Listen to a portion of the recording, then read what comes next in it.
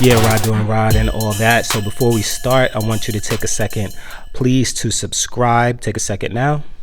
Find a little subscribe. Okay, and when you're done, make sure you comment and you share the video if you felt it. And of course, make sure you like as well. This YouTube page is going to go all kinds of unexpected ways, and you just want to be along for the ride. And I'm going to give you that whether we have 50 subscribers or whether we have 50,000 subscribers. Like, you're going to get all of it. So take a second right now, like and subscribe. And when you're done, make sure you comment and you share my videos. Okay, so I was looking at the topics real quick, but before we get into that, something that literally just popped in my mind as I was sitting here and I did this is tattoos. You know, people put a lot of thought in their tattoos. They say, well, it's going to be on me forever. They're permanent. They're painful, yada, yada.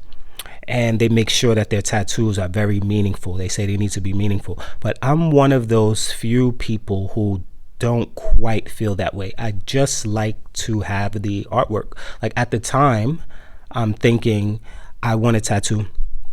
And yeah, it has some meaning, but I don't really stress too much about it having, you know, a whole lot of meaning or whatever. And I also kind of don't stress too much about it being like the most perfect thing. And you can tell that by some of my tattoos. Not that I want a trash tattoo, but I don't know, you know, I mean, when I look at my tattoos, I think I have 10 of them. When I look at my tattoos, I know a couple of them. I'm like, that ain't too good. You know, and I've had a cover up, and I'm thinking of getting another cover up. So obviously I do want to improve the ones that I don't love, but some of the other ones that I don't think are like the, you know, they weren't done, you know, at the highest quality. I don't know. They kind of tell my story. I like them, and I'm not going to be too much of a snob. You have those tattoo snobs, man. And it's funny because, you know, tattoos used to just be for like tough people, you know, and sailors and military and stuff. And now, and gangsters, you know, now they're for just everybody. You know, you got your soccer mom walking up and be like, oh, you know, I like the lines on your tattoo, or I know this good tattoo guy, or whatever. And they got like live, love, laugh and shit, you know. But yeah, because I was just thinking about it, and I'm like, you know, this tattoo here, you know, people have asked me what it is many, many times. And if you've seen the book cover that I've gotten it from, you will realize it does look like the book cover, but out of context, you can't really tell what it is. And I don't know, but I like it. I love it. So yeah, so I feel, because I'm thinking of getting some more tattoos, and you know, my last tattoo was kind of meaningful. You know, I got some sage plants. That's a sage plant there because my daughter's name is Sage. And also some musical notes. And the musical notes didn't turn out how I wanted them to, but, you know, whatever. Fine enough. That's my grandmother's favorite song. She was an big Al Green fan. And that's the song Tired of Being Alone, which she used to play all the time. So, yeah, anyway. My next tattoo, I want to do something with my son's name. His name is Hudson. So I was thinking of something like with the Hudson River. And I've kind of been keeping my right arm completely bare for that tattoo. So how about you? What's your tattoo story? What's your tattoo like? Do you have any? How do you feel about your tattoos being perfect? Do they need to be super meaningful? Planning to get any new ones? Let me know. Hit me up in the comments. So, all right, what are we talking about today? I saw something online. I feel like it might have been Instagram, and it was like, what year would you do over? If you can do a year over, what would it be? I was thinking about this. I'm not the type of person who would do any time period over in my life. Maybe one. But I am too concerned about what the after effects would be if I changed anything in my life. Now, that's probably someone speaking from a privileged perspective, because I pretty much really love what's happened in my life after a certain point. You know, I had a very rough life up to a certain point. And but those things enabled me to have, hold on one second. Yeah, my bad. Those things enable me to have a really nice life now, you know, a life that I really like, and I love being me. So I don't really think I got allergies, fam. something. I need to take some, some allergy medicine or something. Well, anyway, so, I really wouldn't go back and change anything. I'm scared of the butterfly effect. But if I had to, gun to my head, everybody needs to relive a year. I'm thinking 2008, probably number one, because that's when like all of these things that I was trying to achieve in my life just reached like a culmination. I had, professionally and academically and personally, all of these things kind of just reached a crescendo, and it just felt very celebratory. I was celebrating just winning. I finally had a win streak in life. And I felt like I was on a 2 or 3 year win streak there. It continued after that, but it felt like '08 was the peak. And also I made some not so great decisions in '08, and I'd like to take those back, and I'd like to do those. Well, I like to do those over. I like to do different things. And so for reasons that were good and for reasons that were bad, probably be 2008. 97 was also a pretty dope year, but I don't think I want to be a teenager again for anything. And probably 2012, also pretty dope year. But yeah, I think we're going to do 2008. I don't want to go back to being a teenager or a kid or anything for anything. I'm one of those people who, like, a lot of people say they loved being a kid. It was the best. They were the best years of their lives and stuff like that. Not me.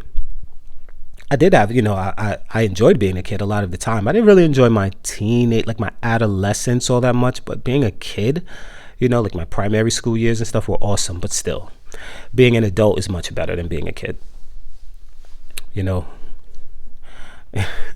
I'll do another video about why. Anyway, what year would you do over if you had to do a year over, and why? Why would you pick that year? What else? So, I was coming home and I was singing a song. It was a rap song. What song was I singing? I can't remember. But when I'm singing a song, a rap song, for some reason, one of the things that pops into my head is, could I do this song at karaoke? I know it's a weird thing to pop into my head almost every time I hear a rap song, but I think this. First of all, I love karaoke. I can't sing. And you know what I don't like about karaoke? I don't like that karaoke has become a thing where, I don't know if it's always been like this, I don't know, but where people come to show that they can sing. Strange. You go to karaoke and like you have, maybe it's just the karaoke's that I go to or that I've been to, and you have people, person after person, they get on that mic and they're killing it. They sound like Whitney Houston, it sounded like Luther Vandross, and I'm just like, this is karaoke. Then I don't want to get up there and sing, but I do. And I'm just like, it's supposed to be for people who sing badly. It's but know the words, because when you get up there and don't know the words, you just don't need to be there. If you can't read the words well, you don't know the words, then don't do it. But so anyway, I'll be listening to a rap song and I'm like, could this make a good karaoke song?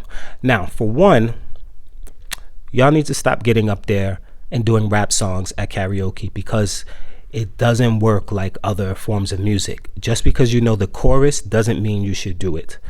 Okay, when those words come on for the verses, you won't be able to do the song. Rap doesn't work like that.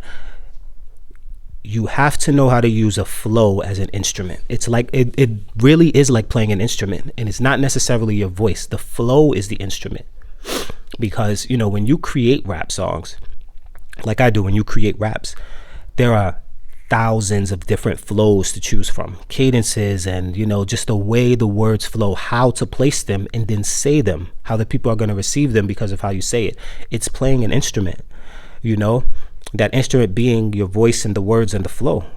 So you have to know that when you rap, or at least be able to imitate it really well, so you wouldn't do that. You wouldn't just assume, like, because you like a song that's played by piano, that you can get on that piano and play those notes.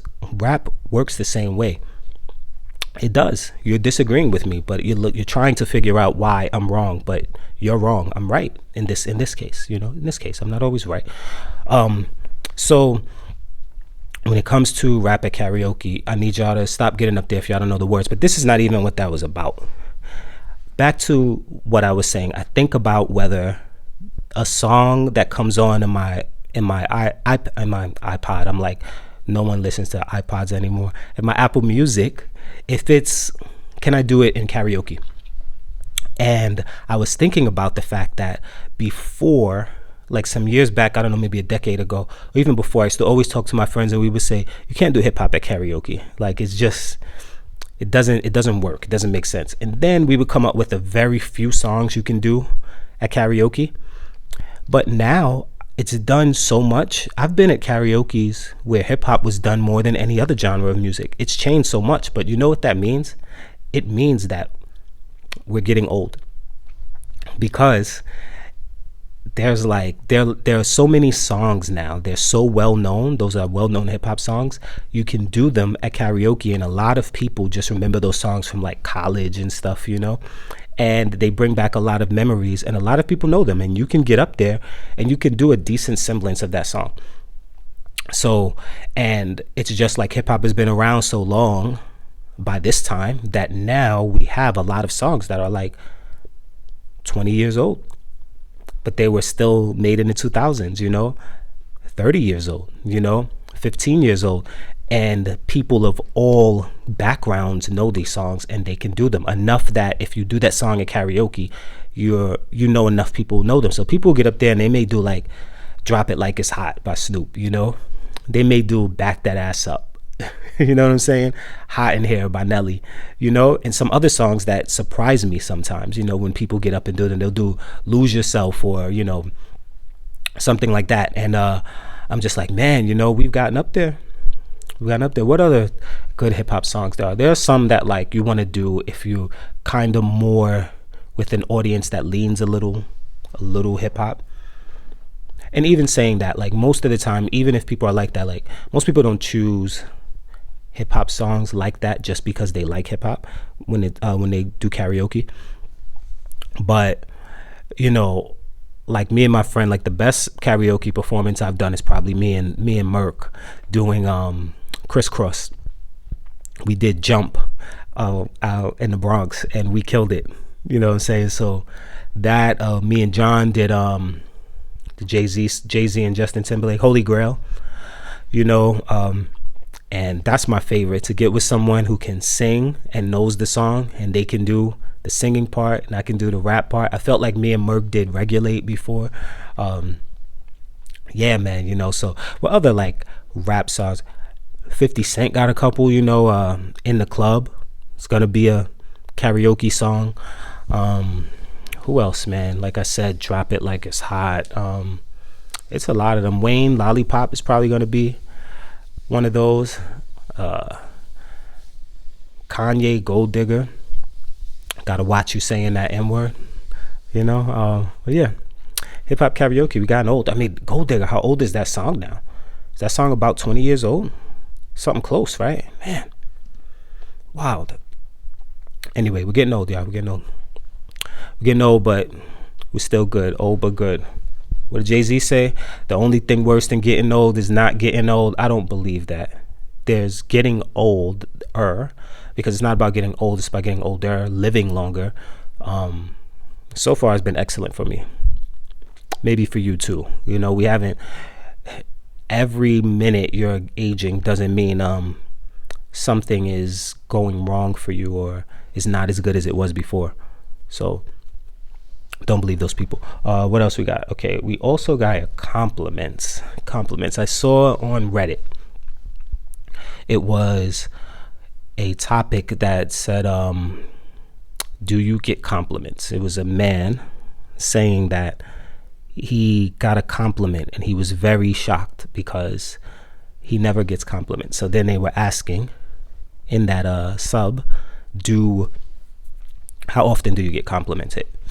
And I tell you, person after person, every single person, they were all men that I can remember, said they get complimented like once or twice a year. Some of them said they did get complimented a lot when they were younger. Okay, a guy was like, yeah, you know, I'm 6'4", whatever like that. When I was younger, I was strapping, I was, you know, muscular, I was, you know, my hair was long, yada yada, and I would get, you know, women hitting on me all the time and stuff like that.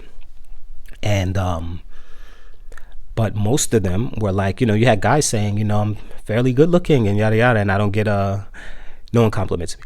And a lot of stories about guys saying how good it felt to get complimented, and a lot of those stories were not women flirting with them. They were just guys saying that, someone told them that they looked nice today, that they dressed nice. And I saw that there's like a compliment deficit out there.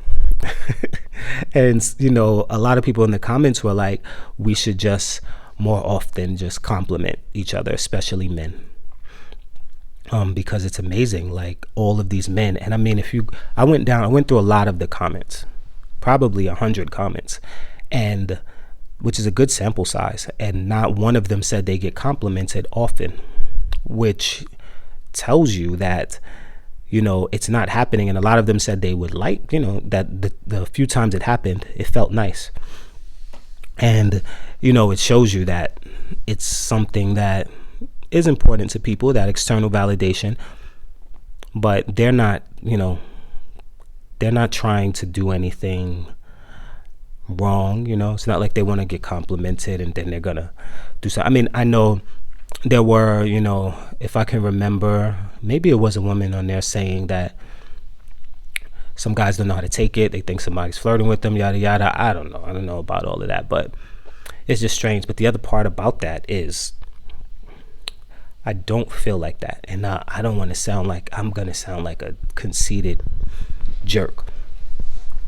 But I get complimented pretty often, however you want to say it. And I said it before in my other video, it's strange for me to receive compliments. Not to receive compliments, it feels strange to me. I get complimented pretty often, like I said, but I will never feel very comfortable. I didn't mean strange, comfortable. I will never feel very comfortable getting these compliments. But I don't know, I get complimented, of most days, it feels like. Maybe it's not, but at least a couple times a week. I'm not saying I'm out there Mr. all that, but Mr. all that, that's, first of all, if you saw my other video, Mr., you take the Mr., you know what that means. I'm saying it to myself though. And all that shows you how old I am, right? That's the 1990s 80s kind of phrase. You think you all that. Anyway, that's not to say I'm all that, but I do get complimented a lot. I'm not gonna go into why right now. I don't want to be doing that kind of meta-analysis or whatever, but I get complimented on my hair or my dress or my physique or my words or something like that. It's just true. I know I sound like a total douche right now. I know. I'm very aware of this, but I'm telling you the truth. And to see how much these most guys don't get complimented, I do recognize that I get complimented more than the average guy. I recognize that, but I didn't think the gap was that big when I saw like how seldom most you saw that I finally pulled that word out of the air. I was like, I couldn't, and I'm talking about I get complimented for my words and I sound like I just learned how to speak. But when I saw how seldom most guys get complimented, I didn't think the gap was that wide, but I don't know, for some reason I get complimented often and I don't have that. So I wonder how different my life would be, because to me it's uncomfortable and it's not a huge deal. I'm grateful and I appreciate it, and it does add to the quality of my life. But if I got complimented as seldom as these guys from like that forum on Reddit, then I don't know what's the like difference in quality of life, like how differently would I be around people? Would I be as much of a person who's like, I need my space, I don't want you around me, give me some space? The introvert stuff I've talked about. Would it be would I be so much like that? I don't know. Something to think about. Anyway, Rod doing Rod. Make sure you like. Make sure you subscribe. Like I said, make sure you comment and make sure you share. All right. Peace. Y'all be good.